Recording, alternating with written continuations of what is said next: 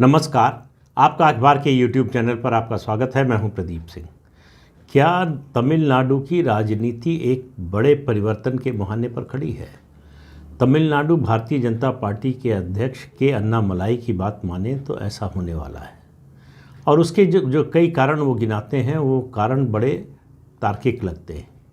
तमिलनाडु की राजनीति, या बल्कि कहें दक्षिण की राजनीति, खासतौर से तमिलनाडु और आंध्र प्रदेश अविभाजित, तेलंगाना जब बटा नहीं था तब की बात कर रहा हूँ, उसके अलावा कुछ हद तक कर्नाटक की भी राजनीति बड़े सितारों पर, बड़े नायकों पर और बड़े जनाधार वाले नेताओं पर निर्भर रही है।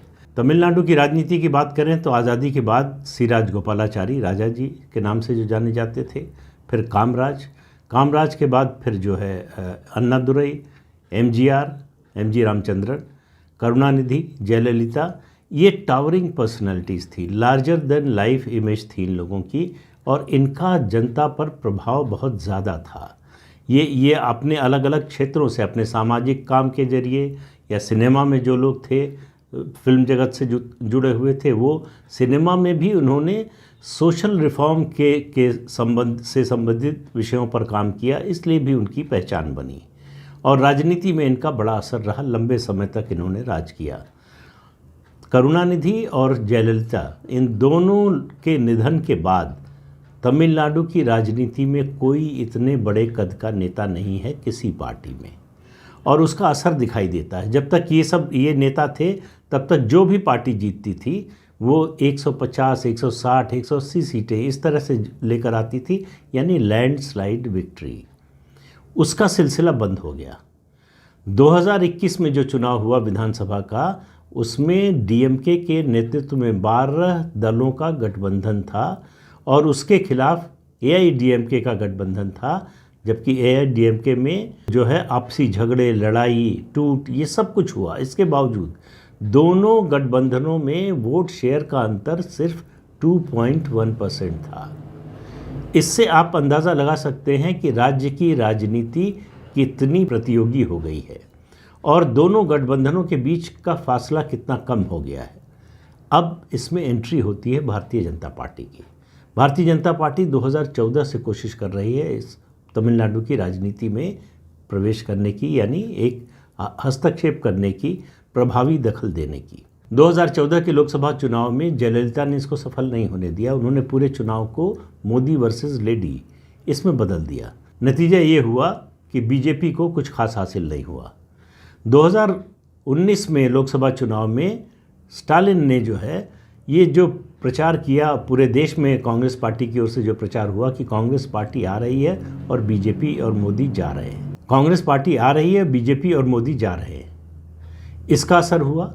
उसका नतीजा ये हुआ कि लैंडस्लाइड विक्ट्री हुई डीएमके की लोकसभा चुनाव में। अब परिस्थितियां बदल गई हैं। 2019 में डीएमके, एमके स्टालिन सत्ता में नहीं थे, अब सत्ता में हैं। 2024 में जब चुनाव होगा तो अब उनकी सरकार का 3 साल का कार्यकाल पूरा हो चुका होगा। उसकी वजह से एंटी इनकम्बेंसी काम करेगी। दूसरा, भारतीय जनता पार्टी ने जिस तेज़ी से अपना जनाधार बढ़ाने की कोशिश की है इन 9 सालों में, और चुनाव के समय तक 10 साल होंगे, केंद्रीय योजनाओं का असर ज़मीन तक पहुंचा है। आज की तारीख में तमिलनाडु में सबसे बड़े मास लीडर अगर कोई है तो उनका नाम है नरेंद्र मोदी। नरेंद्र मोदी तमिलनाडु में पूरी तरह से पहुंच चुके हैं और तमिलनाडु के दूर दराज इलाकों में भी मोदी का नाम पहुंच चुका है। ये काशी तमिल संगमम जो हुआ, उसके बाद से ठेले पर चाय बेचने वाले से लेकर छोटे दुकानदार, सबकी ज़बान पर एक सवाल ज़रूर होता है कि क्या मोदी रामनाथपुरम से, तमिलनाडु के रामनाथपुरम जो लोकसभा क्षेत्र है, वहाँ से चुनाव लड़ेंगे 24 में।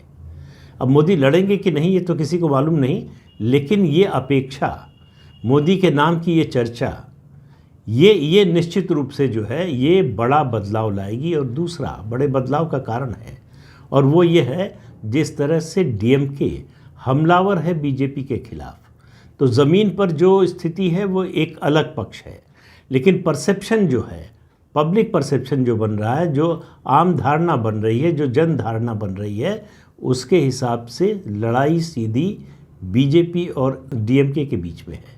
ऐसा वास्तविकता है नहीं। लेकिन अगर एआईडीएमके बीजेपी का साथ होता है, प्रधानमंत्री की छवि, उनका प्रभाव, उनका असर, ये दोनों मिलकर डीएमके पर भारी पड़ सकते हैं, खासतौर से लोकसभा चुनाव में। और इसी का फ़ायदा जो है बीजेपी उठाना चाहती है। और बीजेपी के सौभाग्य से उसके पास इस समय प्रदेश में एक ऐसा प्रभावी नेता है के अन्नामलाई के रूप में, जो तमिलनाडु में उसे कभी नहीं मिला। पहली बार इस तरह का नेता युवा है। आपको मालूम है कि आईपीएस छोड़कर आए हैं, कर्नाटक कैडर के आईपीएस ऑफिसर थे, वहाँ से छोड़कर बीजेपी में आए हैं। 2014 से लगातार नए लोगों को जोड़ने का, युवाओं को, जो आईटी से जुड़े लोग हैं, और उसके अलावा अब वो अपील कर रहे हैं कि जो विदेश में हैं या देश के दूसरे हिस्सों में हैं, वो कह रहे हैं कि 6 महीने आप मोदी को दीजिए। लोकसभा चुनाव की तैयारी में जो पदयात्रा शुरू करने जा रहे हैं, 1 साल पहले शुरू हो जाएगी, मतलब जो है अगले महीने भर में ज़्यादा से ज़्यादा अन्नामलाई की पदयात्रा शुरू हो जाएगी। और वो गांव-गांव, शहर-शहर घूमकर बीजेपी के अलग जगाना चाहते हैं, बीजेपी को पहुंचाना चाहते हैं। बीजेपी को कितनी सीटें मिलेंगी, सवाल इसका नहीं।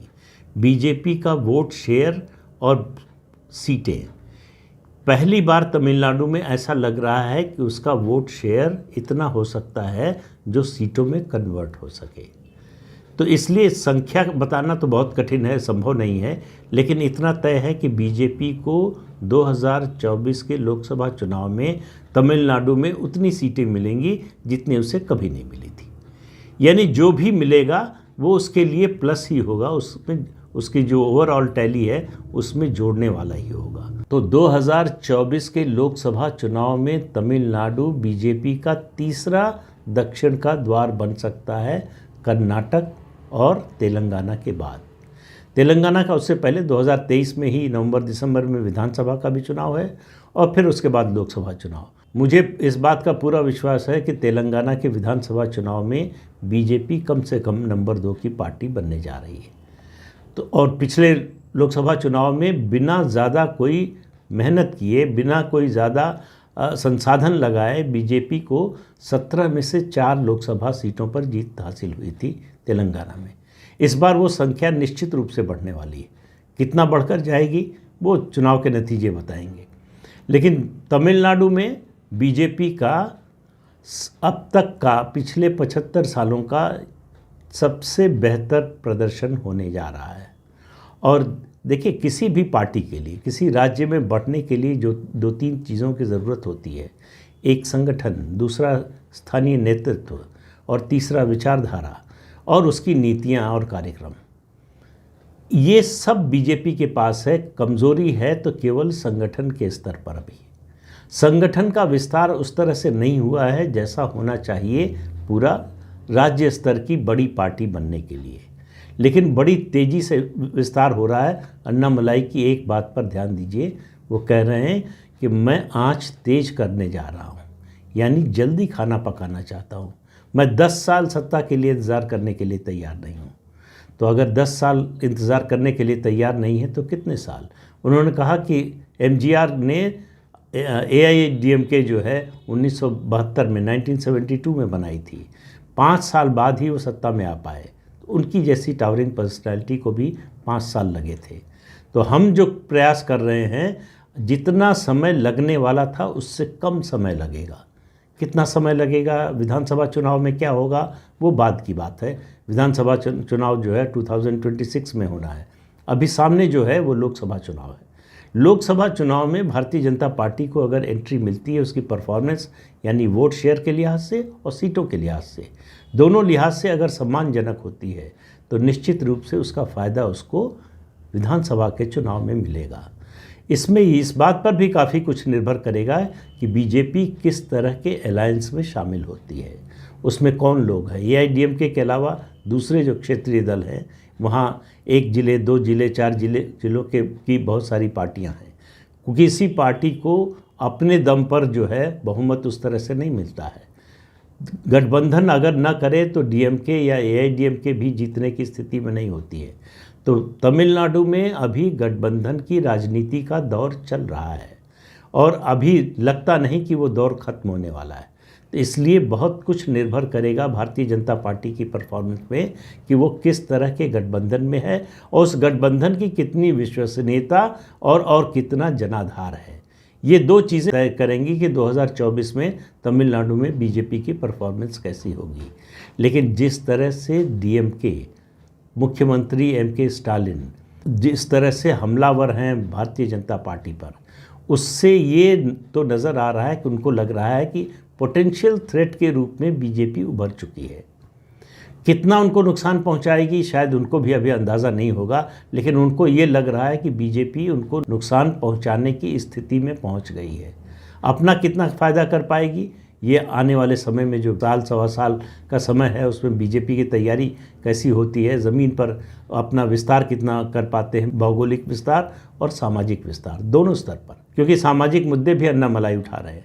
वो कह रहे हैं कि तमिलनाडु देश का एकमात्र ऐसा राज्य है जहां सबसे ज़्यादा छुआछूत की घटनाएं अब भी हैं। दलितों के साथ जो अत्याचार की घटनाएं अब भी ज़्यादा है। और उससे बड़ा जो मुद्दा बीजेपी के सबसे ज़्यादा काम आने वाला है वो है धर्म परिवर्तन का। जिस बड़े पैमाने पर तमिलनाडु में धर्म परिवर्तन का अभियान चल रहा है, जिस तरह से मुख्यमंत्री एमके स्टालिन ने मिशनरियों के सामने एक तरह से सरेंडर कर दिया है और उनसे समझौते के लिए कोई भी सुविधा देने को, कोई भी मदद करने को तैयार है, तो वो धर्मांतरण को एक तरह से बढ़ावा मिल रहा है सरकार से। उसके खिलाफ कैसा माहौल बनता है, उस मुद्दे को भारतीय जनता पार्टी लोगों के बीच में किस रूप में ले जा पाती है। जिस तरह से हिंदू मंदिरों को तोड़ा जा रहा है, जिस तरह से हिंदू मंदिरों की संपत्ति को हड़पा जा रहा है, ये सारे मुद्दे लोकसभा और फिर उसके बाद विधानसभा चुनाव में प्रमुख मुद्दे होंगे। लेकिन ये वोट में कितने कन्वर्ट होंगे इसका टेस्ट, इसकी परीक्षा होना अभी बाकी है। तो तमिलनाडु में डेमी गॉड नेताओं का, देवतुल्य नेताओं का ज़माना जा चुका है। अब जो नेता हैं एक तरह से बराबरी के स्तर पर है। किसका संगठन ज़्यादा है, किसकी विश्वसनीयता ज़्यादा है, किस पर जनता भरोसा कर रही है, किसको जनता आगे मौका देना चाहती है, इन सब बातों से तय होगा कि चुनाव में किस पार्टी की या किस गठबंधन का कैसी परफॉर्मेंस होगी। तो बीजेपी के लिए मौका है, अवसर है। तमिलनाडु में पहली बार इस तरह का अवसर बीजेपी को मिल रहा है। उसका वो कितना फ़ायदा उठा पाएगी ये ज़्यादा समय नहीं है, मई 2024 में पता चल जाएगा। तो आज के अंक में इतना ही। अगले अंक में फिर मिलेंगे किसी नए मुद्दे के साथ। तब तक के लिए अनुमति दीजिए। आपसे अनुरोध है कि ये चैनल देखिए, शेयर कीजिए, लाइक कीजिए और सब्सक्राइब ज़रूर कीजिए। नमस्कार।